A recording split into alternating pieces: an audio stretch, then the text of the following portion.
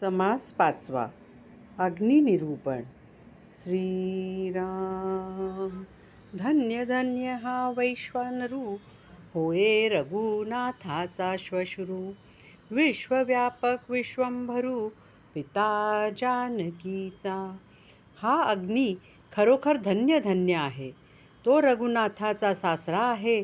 तो विश्वव्यापक असून विश्वाचे भरण पोषणही तोच करतो. तोच जानकीचाही पिता आहे. ज्याच्या मुखे भगवंत भोगता, जो ऋषीचा फळदाता.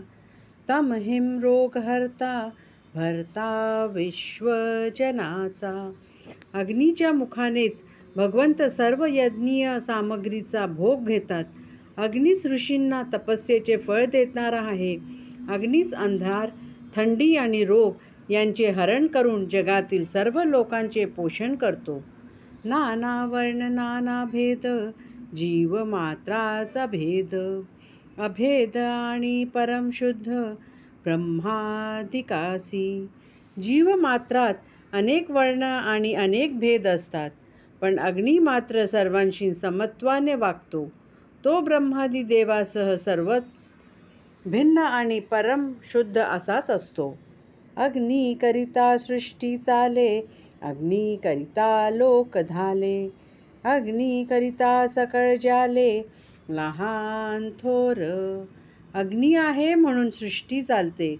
अग्नीमुळे लोकांना संतोष होतो. अग्नीमुळेच सर्व लहान थोर जगतात. अग्नीने आळले भूमंडळ, लोकास राहावया झाले स्थळ. दीप दीपिका नाना ज्वाळ, येथे तेथे. अग्नीने पाणी शोषून भूमंडळ घट्ट केले आणि त्यामुळेच लोकांना राहण्यासाठी स्थळ निर्माण झाले.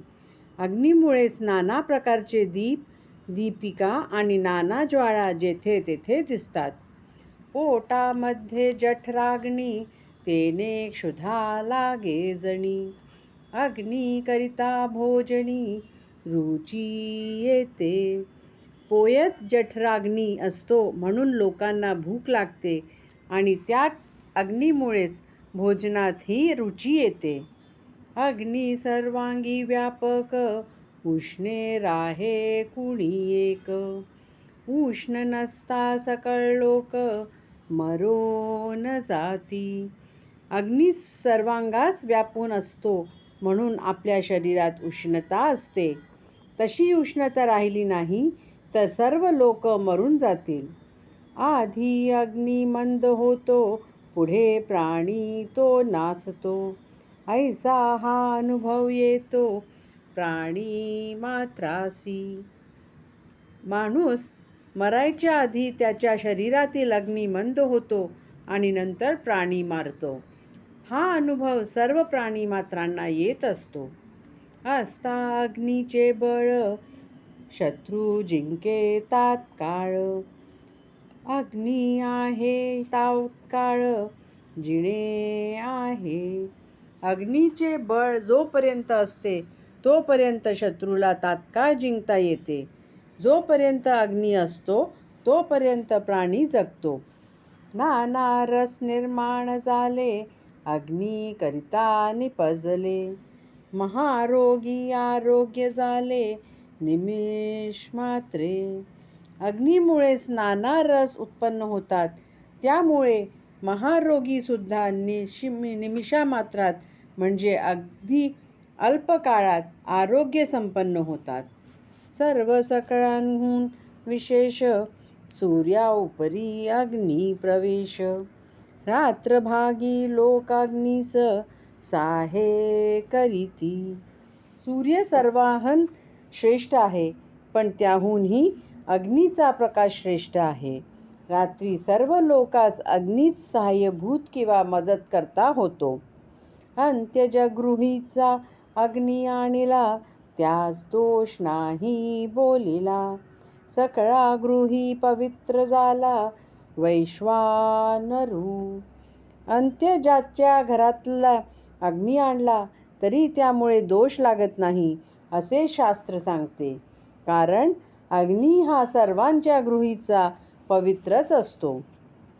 अग्निहोत्र नाना याग अग्नि करिता होती सांग. अग्नि तृप्त होता मग सुप्रसन्न होतो. अग्निहोत्र आणि प्रकारचे यज्ञयाग अग्नीमुळेच यथासांग पार पडतात. अग्नी या प्रकारे तृप्त झाला की सुप्रसन्न होतो. देव दानव मानव अग्नी करिता चाले सर्व. सकळ जनासी उपाव अग्नी आहे. देव मानव दानव यांचे सर्व व्यवहार अग्नीमुळेच चालतात. सर्व लोकांचे कल्याण अग्नीमुळेच होते. लग्ने करीती थोर थोर नाना दारूचा प्रकार. भूमंडळी यात्रा थोर दारुने शोभती. थोरा मोठ्यांचा लग्न समारंभात शोभेच्या दारूचे नाना प्रकार करतात. या जगात मोठमोठ्या यात्रा भरतात. त्यावेळीही दारूनेच त्यांना शोभा येते.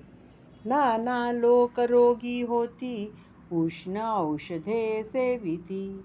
तेने लोक आरोग्य होती वन्ही करिता. अनेक लोकांना अनेक प्रकारचे रोग होतात. तेव्हा उष्ण औषधे सेवन करून अग्नीच्या सहाय्यानेच लोक आरोग्य संपन्न होतात. ब्रह्मणास तनुमनु सूर्यदेव हताशनु. ये तद्विषयी अनुमानू काहीच नाही. ब्राह्मणाचे तर मन आदी सर्वस्व म्हणजे सूर्य आणि अग्नी हेच होत.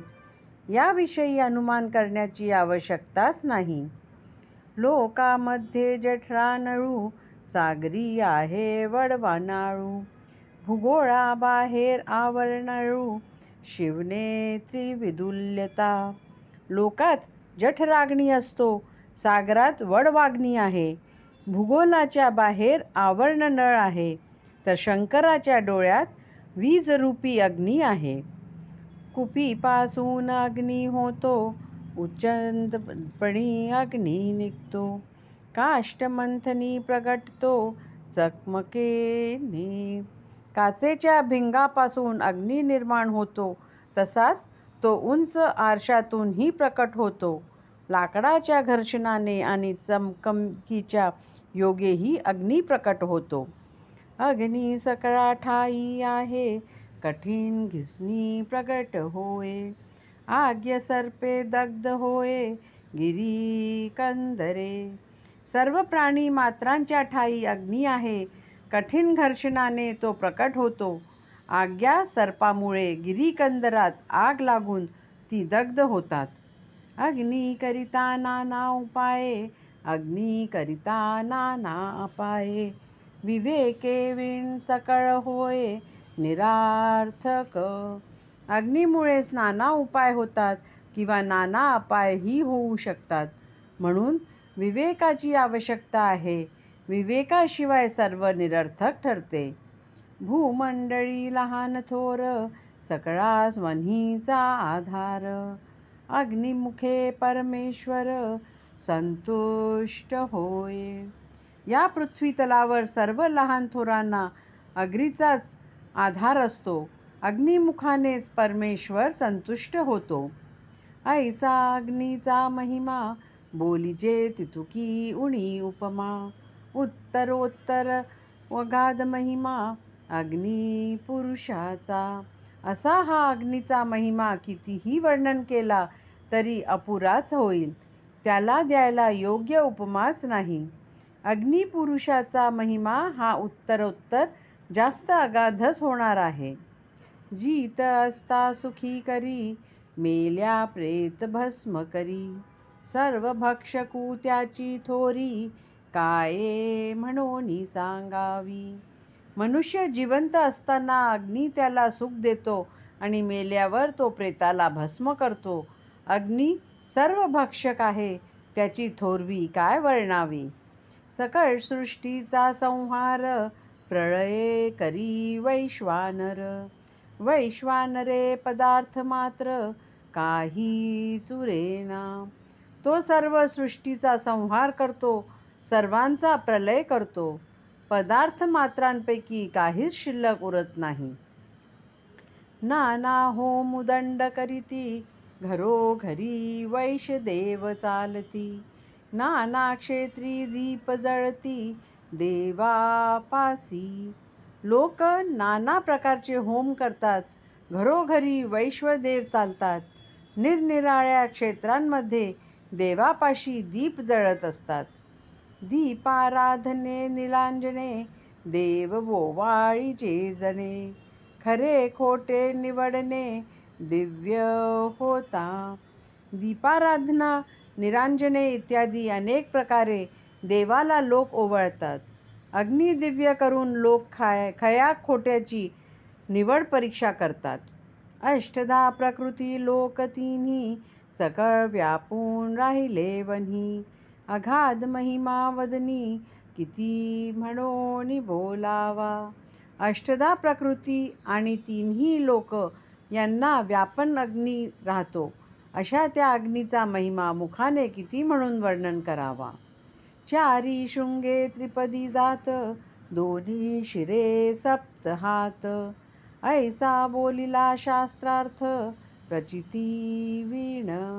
अग्नीला 4 शिंगे, 3 पाय, 2 शिरे आणि 7 हात आहेत, असा शास्त्रार्थ आहे. अग्नीची 4 शिंगे धर्म, अर्थ, काम, मोक्ष, 3 पाय कर्म, उपासना, ज्ञान, 2 शिरे प्रवृत्ती आणि निवृत्ती, 7 हात भूह आदी 7 वयावृत्ती हे प्रचिती शिवाय थोडेच सांगितले जाते.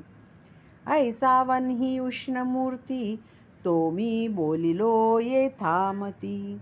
न्यून्य पूर्ण क्षमा श्रोती, केले पाहिजे. अशा या उष्णमूर्ती अग्नीचे वर्णन मी यथामती केले आहे. यात अधिक उणे झाले असेल तर श्रोत्यांनी क्षमा केली पाहिजे.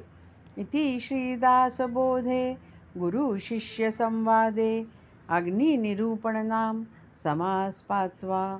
इति श्री दासबोधे गुरु शिष्य संवादे अग्निनिरूपण नाम समास 5वा समाप्त.